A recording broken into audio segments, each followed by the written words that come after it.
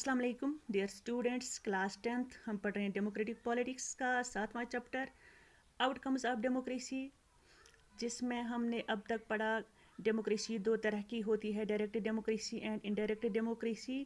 और हमने पढ़ा कि डेमोक्रेसी से लोगों की कुछ एक्सपेक्टेशंस होती हैं, डेमोक्रेसी उन एक्सपेक्टेशंस को पूरा करे, उन पर पूरा उतरे, पूरी उतरे, उसके लिए कुछ मेजर्स होते हैं, यानी कुछ इकदाम होते हैं, जैसे कि फेयर इलेक्शन में मनी और मसल पावर का इस्तेमाल नहीं होना चाहिए, ताकि ये जो डेमोक्रेसी हो अकाउंटेबल हो, रिस्पॉन्सिव हो एंड लेजिटिमेट हो, यानी ये गवर्नमेंट, ये डेमोक्रेसी लोगों के सामने जवाबदेह हो, जिम्मेदार हो और जायज़ तरीके से बनी हो, यानी इसमें मनी और मसल पावर का इस्तेमाल नहीं हुआ हो।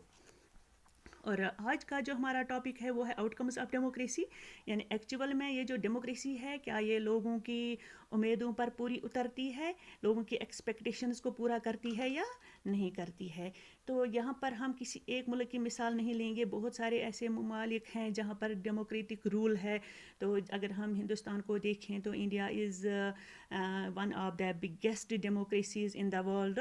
तो ये बहुत सारे ममालिक हैं जहाँ पर डेमोक्रेटिक रूल है, लेकिन कुछ ऐसे ममालिक हैं, ऐसे मुल्क हैं जहाँ पर ये डेमोक्रेसी जो है कामयाब है, और कुछ ऐसे मुल्क हैं जहाँ पर डेमोक्रेसी कामयाब नहीं है।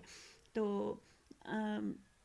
आइए हम देखते हैं इसकी नाकामी की वजूहात क्या हैं। फर्स्ट जो है वो है अनफेयर इलेक्शंस होते हैं, यानी use of money and muscle power होता है। ये जो इलेक्शन, ये जो वोट जो होता है, ये एक इंसान का, सिटीज़न का फंडामेंटल राइट होता है, तो इसका सही इस्तेमाल नहीं होता है, बल्कि पार्टीज़ क्या करती है, पैसे का इस्तेमाल करते हैं, लोगों को पैसे देती हैं या मुख्तलिफ़ किस्म के वादे देती है कि नौकरी देंगे वगैरह, इस तरह से लोगों से वोट हासिल करती है, या मसल पावर इस्तेमाल करके, यानी ज़बरदस्ती लोगों के पास जाकर उनको किसी एक पार्टी को वोट डालने के लिए मजबूर करती है। तो दूसरी वजह जो है वो है people left out from decision making process.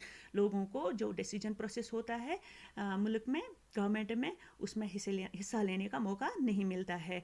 तो इसकी हम मिसाल लेंगे कि बहुत पहले औरतों को वोट डालने का हक हासिल नहीं होता था। तो ऐसे में क्या होता था, जब गवर्नमेंट बनती थी तो औरतों की नुमाइंदगी करने वाला कोई नहीं होता था, क्योंकि औरतों को वोट का हक हासिल नहीं था, तो इनका कोई रिप्रेजेंटेटिव गवर्नमेंट में नहीं होता था। इसलिए इनके लिए क्या कानून बनने चाहिए, इनको क्या सहूलियत होनी चाहिए मुल्क में, इसका कोई रिप्रेजेंटेटिव नहीं होता था, इसका कोई फ़ैसला नहीं हो पाता था। इसी तरह से आज बहुत सारे ऐसे मुल्क हैं जहाँ पर बहुत सारी ऐसी कम्युनिटीज़ होती हैं जिनको वोट डालने का हक नहीं होता है, तो ऐसी कम्युनिटीज़ को रिप्रेजेंट करने वाला गवर्नमेंट में कोई नहीं होता है। तो इस तरह से ऐसी कम्युनिटीज़ डिसीजन मेकिंग प्रोसेस में हिस्सा लेने से महरूम रहती हैं। तीसरा है नो ट्रांसपेरेंसी, यानी ट्रांसपेरेंसी जो होनी चाहिए गवर्नमेंट और लोगों के बीच में, कि क्या कानून बन रहे हैं और किस कानून से लोगों को क्या फ़ायदा हो सकता है, तो ये ट्रांसपेरेंसी नहीं होती है।